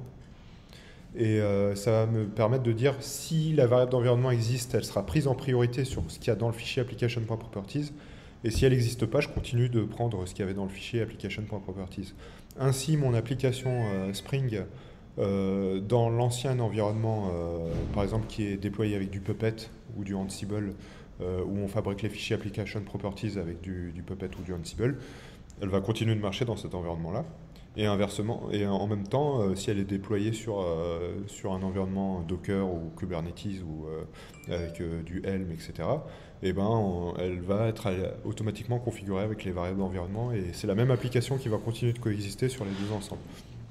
Donc c'est pour ça, des fois, il faut faire du code en plus, c'est-à-dire quand on vous demande de conteneuriser une application pour changer son infrastructure, c'est pas juste du travail d'ops, des fois ça implique des changements dev à faire. Et ça, c'est un exemple. Vous devez changer le code Java pour dire de marcher avec... et vous devez faire attention d'être toujours rétro-compatible avec l'infra existante pour que votre application elle continue de marcher sur la prod actuelle. C'est ce qui se passe avec Prodit aujourd'hui. Prodit, il y a deux environnements. Il y a l'environnement de pré-prod qui est entièrement containerisé et la prod qui fait toujours tourner du Tomcat classique. On n'a pas encore migré complètement sur un environnement Kubernetes. C'est en cours, mais la première des choses à faire, c'était ça, c'était de rendre les applications Cloud Native Friendly avant de les envoyer sur un environnement Cloud Native. J'ai un autre exemple pour du Angular. Après, dans les autres langages, c'est très facile parce que, par exemple, Python, très souvent, Python, on a déjà le réflexe. C'est déjà courant que ce soit configurable avec des variables d'environnement. Mais pareil, si un jour vous avez un programme Python qui ouvre un fichier JSON de conf ou un fichier machin, vous devez faire du code pour dire à Python regarde dans la variable d'environnement d'abord, etc., etc. Donc je n'ai pas mis tous les langages, mais ça sera pareil. En PHP, pareil, vous allez devoir faire $server, ma variable, ou utiliser le framework pour ça. Mais on a de la chance, en PHP et en Python, on a plutôt de la chance parce que généralement les frameworks comme Symfony, Laravel, ils se configurent déjà avec des fichiers .env. Donc c'est déjà des variables d'environnement qui sont sourcées. Et donc en fait, vous pouvez surcharger ça sans problème, sans changer le code. Par exemple, on a fait l'expérience, on verra tout à l'heure, mais la même API, je l'ai développée dans 4 langages différents, dans 3 langages différents avec le front en plus. Donc en Flask Python, en Spring Boot et en PHP Lumen. Donc Lumen, c'est une version légère de Laravel pour faire des microservices RESTful. Voilà, donc c'était sympa d'ailleurs de voir comment ça se fait dans les 3 technos avec les mêmes contrats d'interface, hein. Clairement, PHP c'est pas mon préféré du tout, mais ça marche bien quand même. Voilà, et ça, par contre, on a aussi une autre complexité qui s'est introduite récemment avec les nouvelles techno front. Bon, elles sont pas si nouvelles que ça fait déjà plus de 10 ans. Mais aujourd'hui, la plupart des sites web front, ils sont complètement exécutés côté client. Que ce soit Angular, React ou Vue, on n'est plus côté serveur. Et donc, aller lire une variable d'environnement côté client, ça marche pas. Donc généralement, ce qui se passe dans votre conteneur, c'est que votre conteneur, il vous renvoie directement la SPA toute prête. Et ce qui se passait, c'est que les développeurs, ils mettaient en dur les URL des web services que ça devait appeler, ou ils mettaient un fichier de configuration .typescript ou .json, ce que vous voulez. Mais c'est à la compilation que ce fichier-là, il est importé dans le code source. Et donc, en fait, ça vous obligeait, à chaque fois que vous voulez changer de variable, par exemple, je veux changer l'API et je veux taper sur la version Java plutôt que la version Python, je suis obligé de rebuilder toute mon appli Angular. De refaire un npm install, un gulp, enfin non, ça n'existe plus, mais comment ça s'appelle, un ng build, etc., etc. Et ça, c'est pas cloud native friendly du tout. Parce qu'on vous a dit, on vous a vendu que le cloud native, c'est que votre conteneur, on a déjà tout buildé et qui va démarrer très vite. Et donc, c'est pas acceptable de dire qu'au démarrage d'un conteneur front, on doit refaire un npm install, un machin. Ça va prendre 10 minutes à démarrer, c'est pas acceptable. Donc, il y a une astuce qui est très répandue pour ça, c'est d'utiliser un entry point que je vous ai affiché ici. Et dans cet entry point là, en fait, vous allez faire ce qu'on appelle un env_subst. Et un env_subst, qu'est-ce que ça fait? Ça fait que vous pouvez faire référence dans votre build Angular à des variables qui n'existent pas encore. Donc par exemple, vous pouvez directement écrire dans votre TypeScript des $WSURL, $bidule, $machin. Dans vos fichiers de configuration aussi, par exemple, si vous utilisez un .env en React pour construire votre application React, c'est pas du vrai environnement de variable parce que c'est à la compilation. En fait, le .env il est sourcé pendant la compilation, mais pendant le runtime, c'est fini. Ces variables-là n'existent plus. Donc c'est pas comme dans une techno server-side comme on a vu en Laravel ou en Spring. Et donc l'astuce c'est de mettre dans votre .env que par exemple vous allez mettre WSURL égale $WSURL. Et si vous êtes sans fichier .env en Angular où vous appelez directement, vous avez une variable de web service URL qui est directement associée à une valeur en dur, comme j'ai déjà vu dans plein d'exemples, bah là aussi vous mettez $WSURL par exemple. Et avec cet entry point là que vous allez mettre dans votre image, ce qu'il va faire, c'est qu'il va faire un gros remplacement avec cette commande-là. Cette commande-là, elle va détecter automatiquement, c'est une commande Linux de base, hein, qui va détecter si une variable d'environnement elle existe. Donc s'il lit dans un fichier $WSURL et que c'est une variable d'environnement qui est setée, automatiquement il va remplacer par la valeur de la variable d'environnement. Et donc c'est ce qu'on fait ici, on parcourt tous les fichiers .css, .js, .html. Alors faut pas oublier que c'est l'application qui est déjà compilée, donc on n'a plus de TypeScript, hein, c'est du JavaScript, puisque c'est le résultat du build. Et donc c'est un gros fichier main.js ou bundle.js par exemple. Et automatiquement, il va faire le remplacement dedans. Et ensuite, il va réécraser le fichier dans lequel on a fait le remplacement, le fichier d'origine avec le fichier dans lequel on a fait le remplacement. Et ça va permettre, au démarrage du conteneur, de remplacer toutes les variables. Et une fois que votre conteneur il est démarré, les valeurs elles seront remplacées en dur dedans. Mais vous pouvez le redétruire de manière idempotente et vous êtes Cloud Native Friendly. Donc ça, pour moi, aujourd'hui, c'est le meilleur moyen de gérer ça dans une techno front plutôt que de recompiler. Alors vous allez avoir des sociétés et des boîtes qui vont compiler une version pour la prod, une version pour la recette, une version pour la...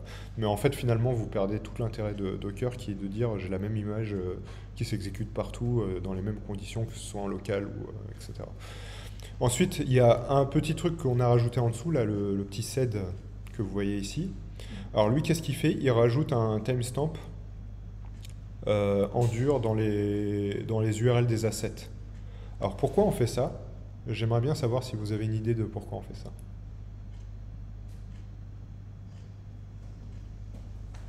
Vous n'avez pas d'idée? Ouais, il y a un commentaire. En fait, vos navigateurs, souvent, on rencontre le problème, c'est que si vous avez changé un des assets, eh ben, il reste en cache, c'est relou, il faut dire à tous vos clients, bah non, il faut rafraîchir votre cache, etc. Et en fait, si vous mettez un paramètre dans le get, dans l'URL get de votre asset, même s'il n'est pas lu, hein, s'il n'est pas tenu compte, votre navigateur il va dire c'est pas la même URL que j'avais avant, donc il va retélécharger l'asset. Et donc mettre une date en paramètre fait que c'est la date de création de l'image, et donc vous garantissez de manière sûre que si vous avez livré une nouvelle image qui a changé un point CSS ou un point HTML ou ce que vous voulez, hein, un truc qui potentiellement est mis en cache, et ben automatiquement le navigateur va se dire c'est pas le même, donc je vais le retélécharger. Et ça va rester en cache après, tant que le conteneur il change pas. Donc ça c'est bon, vous gardez le bénéfice du cache, mais par contre si vous livrez un nouveau conteneur, bah, tous les assets ils auront une URL qui a changé, et c'est une bonne pratique justement pour que les clients ne se rendent pas compte. Parce qu'aujourd'hui, avant c'était acceptable, mais aujourd'hui c'est plus acceptable de dire aux clients de rafraîchir leur cache quand vous faites un changement. C'est à vous de... C'est pas à l'utilisateur de savoir qui fait ça. Et les problèmes de cache, ils sont très fréquents dans les applications SPA, Single Page Application. Voilà. Encore une fois, je me répète, mais n'hésitez pas si vous avez des questions sur le chat à nous les envoyer et puis on prendra le temps de répondre. Voilà. Et donc maintenant, on va pouvoir passer à la partie pratique. Donc je vais remettre le lien dans le chat aussi. Hop. Et dans ce repo-là, vous retrouverez la version PDF des slides, parce que ce que je viens de vous montrer là sur les variables d'environnement et tout, ça doit normalement vous servir. Donc je suis pas sur le même en fait. Tac. Voilà.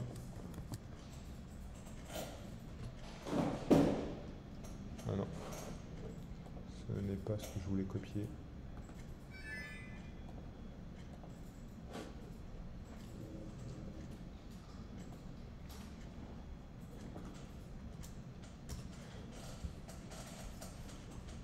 Voilà. Donc, comme à la session dernière, je ne sais pas si vous vous souvenez, mais on avait une API to-do. CRUD qui permettait de remplir une to-do list dans PostgreSQL en Python. Ça vous rappelle quelque chose? Pour ceux qui ont fait des tests unitaires il y a 2 semaines, par exemple Rehab ou... Et ben c'est la même API, mais réécrite dans plusieurs technos, Java, PHP, Python. Et ce qu'on a fait en plus, c'est qu'on a fait un petit front Angular qui permet de remplir la to-do avec une IHM. Et donc le but du jeu, ça va être d'écrire les Dockerfiles pour tous ces applis-là. Donc j'ai remis dans le README les contrats d'interface que ça expose, hein, le post, le put, le get, le delete. Et il y a déjà un Docker Compose pour vous permettre de démarrer, d'instancier la base de données. Donc dans la doc, je vous ai mis comment démarrer la base de données et comment l'initialiser. Ça vous évite de devoir installer vous-même un PostgreSQL en local et tout. Et derrière, il faudra faire les conteneurs de chacune des API. Alors dans le TP, j'ai dit qu'il fallait commencer par le Python, c'est ça? Après, vous pouvez, si vous êtes plus à l'aise avec le Java, commencer par le Java ou le PHP. Je vais peut-être pas vous demander de faire tous les langages maintenant, mais essayez au moins d'en faire un dans les 10 prochaines minutes par rapport à ce qu'on vient de voir, et de le démarrer et de pouvoir faire des requêtes dessus avec curl. D'accord? Donc je vais vous laisser un peu de temps. Je pense que je vais vous laisser la demi-heure même avant d'aller déjeuner. Voilà. Et on va se retrouver après déjeuner, mais je vais couper le stream là pour l'instant, et puis chacun essaye de faire ça. Et après déjeuner, on va le faire ensemble en pire. Et on va le faire pour toutes les technos. Mais au moins là, vous avez de quoi essayer de vous entraîner un peu. Pour qu'on puisse finir dans les temps. Et de toute façon, comme je l'ai dit tout à l'heure, ce qu'on va faire, c'est que la semaine qui vient, vous allez essayer de le refaire de votre côté et de m'envoyer vos merge requests. Voilà. Donc on se retrouve, on va dire, de 11 heures à midi, on va essayer de faire ça. Et on se retrouve à 13h30 UTC plus 1, je précise, pour ceux qui nous suivent dans notre pays, pour faire la suite. Voilà. On va se donner 1h30 pour le déjeuner. Ok? À tout à l'heure. Merci à tous voilà, merci à tous pour nous avoir suivis. Et encore une fois, le chat reste ouvert, donc n'hésitez pas à nous poser des questions.